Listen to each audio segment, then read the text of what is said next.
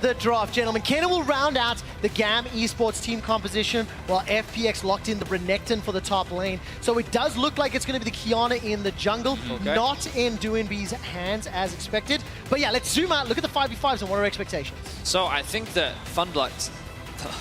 Fun plus Phoenix have a very strong top side of the map. I think that what we saw yesterday from TIAN was he actually invested a lot of resources into Gimgoon trying to get him ahead against Splice, and I think that they have the ability to do that again.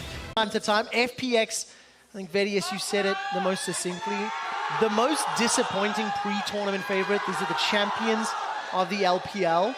And it's not too late to start living up to that performance. Yeah. Because Azel, you were talking about the drafts and how you felt it could be a little bit of execution on their side. That's as it's GAM, they're already setting up the invade. Level 1, they want to go for it. Looking at the level 1 from FPX, it's not the strongest. Qiyana doesn't do a lot. Hook lands. It does indeed. Dredgeline will pull Kiaya back. Now all of a sudden, Crisp is trying to find another belly bop. Slay is going a little bit low, forced to flash. Gamma already split up and looking at some of the spells. It's just the 1-for-1. They do push them back, but this is going to have to be a level 1 TP from... Yeah, I completely agree with you.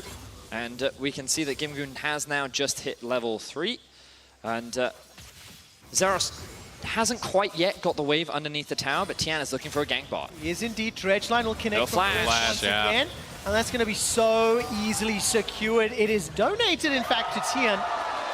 But there's not much you can do because of that level 1 invade and losing your summoner. So I him to offer that support, and we just saw it there. Crisp, in his first roam, is there to just help him out, make sure that Kiaya isn't applying too much pressure, whereas the same can't be said for the top lane. All right, Zeros, level 5, got flash available, is going to get caught out. He's going to flash into the minion wave by some time. Here comes Levi, not going to be enough to save Zeros' life. Levi's trying to get a response back. The Crocodile's the target, but Tian's coming forward. The Q from Gimgoon keeps him alive.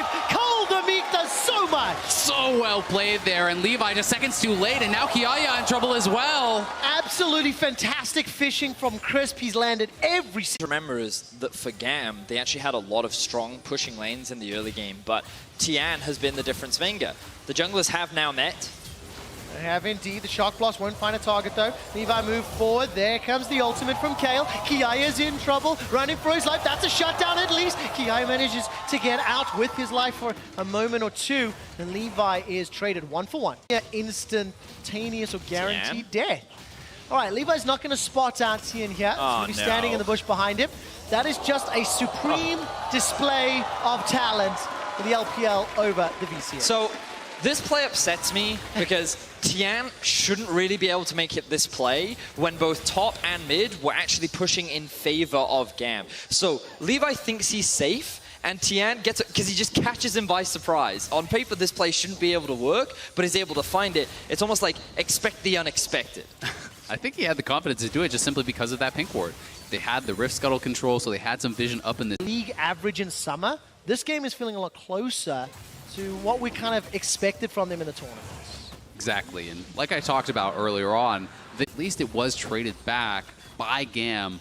At least they were attempting to, rather, from this Rift Scuttle, but getting pushed off that is pretty problematic. Yeah, the early game is not going in favor of GAM whatsoever, and the difficulty is that LWX and Doinb are just going to continue to scale up. They're only going to get stronger the later the game goes, and while this dive power from GAM does exist, you've also got to remember how much protection there is on the side of FPX and how much disengage there is. Qiyana ultimate to knock away the engage tools, as we see a bit of an all-in from Zeros. We do. Trade of ultimates thus far. Zeros going to look to flash the wall.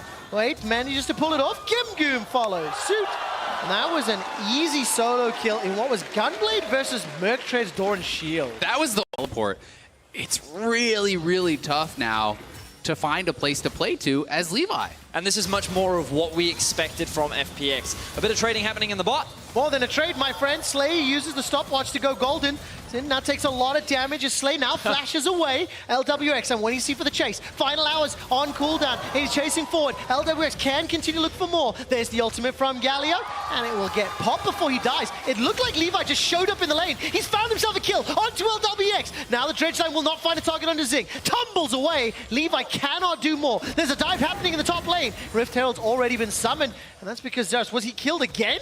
FPX found themselves 2 quick kills, one in the top lane, one in the bot lane, and they are snowballing this gold lead out of control. Beautiful stuff from Crisp in the bot side of the map. Stacking his CC well, being extremely patient. He played that beautifully to allow LWX and Chris to come out on top. Taking a look, there's a couple of plates still available in the bottom lane, but they're going to time on 8 seconds. I didn't look at the timer first. One tower already secured by FPX. Crisp and TIAN now moving forward. That's an auto attack connecting on a Slay that holds him in place. Condemn will also lock him against the wall. And the supreme display of talent. 5, 1, and 2. The Duskblade of Drakthar and Warrior is doing work. We turn our attention to Do and B. Oh man! Kiaya and the rest of GAM Esports may just be magicians because they are vanishing before our eyes. You asked about the gold lead record. I think we're going to pass it. FPX are just running over the map. TIAN is everywhere, making it look so easy on this Kiana to pick up kills. And you can just see how FPX play slightly differently from SKT in that they are grouping and they are diving. They are overfull. Break the at 15 record. It is technically second of entirety of Worlds. There was 1 gold lead in the plains that was higher. And it looks like Zin's in trouble. It was a good flash pretty quickly on. What is but this you're not champion? Going to get away. I mean, 6, 1, and 2. It doesn't matter what champion you play. You're going to look like that. Doinby's able to flash away. Divine Judgment keeps him alive a few seconds longer. He got 1 additional flash out of it. That's at least a kill back for GAM. Maybe if you get a Howling Gale fully charged, Okay, right? yeah. Maybe. But yeah, any assassin at 6, 1, and 2 will look like that. I mean, the Duskblade is already completed for TIAN. He just straight up one-shots if they find a miraculous team fight. No, there's no doubt about it. And the odds of that happening with a Kayle, Kiana, Vayne are Very astronomically low. And the thought that I've had in my head, which we'll get to in a moment, Dangerous. is that's a dash backwards. Depth charge will connect onto one. TIAN's moving forward. Doesn't even hold on to anything else. I mean, the ultimate came down and with the help of Do and B, just easily picks up another kill. This is actually the performance that you would expect from a play Around is just all the jungle camps. This is one of the reasons that FPX snowballs leads so effectively is that they just bleed you out of your own jungle. They don't just wait for the Baron, as we're going to see another one-shot here. And we are indeed. Zeros stays alive longer than anybody would have expected. Zeros escapes. The taunt comes down for Slay, and finally he's taken out as LWX moves forward. Now there's a threat in the top as Slay is running for his life. You know, I'm going to say, Azale, this is the other way in which they snowball their leads.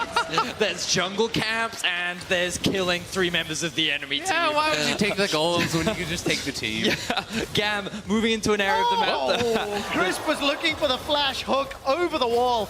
Wasn't able to connect, but they will open the base before 20 minutes. The inhibitor is exposed in the top lane. Gimgoon with the Black Cleaver BF sword, putting some damage in the bottom. Holy moly, the mid lane is now under pressure as well.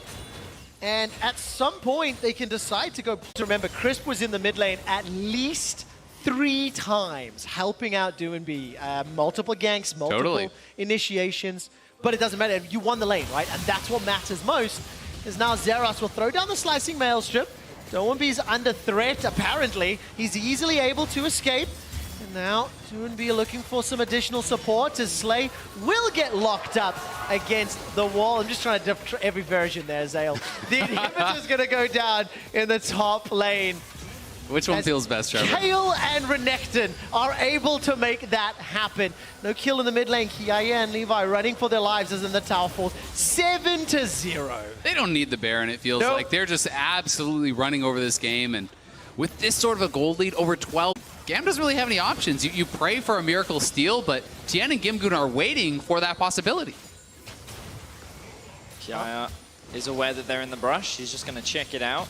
This Baron is going down pretty quickly with the Vayne. It is indeed. Is anyone going to go into the pit? Shock Blast comes out, will not do anything more. Here comes TIAN. Supreme display of talent, locks up a couple. Zeros, no Slicing Maelstrom available. Kiaya running for his life. And now LWX and Do and B chasing him down. Levi is dead. That's the second of the fight. Baron was secured at 22.5 minutes. And if memory serves correctly, G2 set the fastest winner groups at around 24 and a bit. Let's see if FPX can finish it. They've got the highest GD of 15, and I'll get the exact timing from our stats team in a moment. Two members of FPX are sitting with over 2,000 gold right now, and they're choosing not to reset. They recognize that Levi is dead. They have a Baron buff.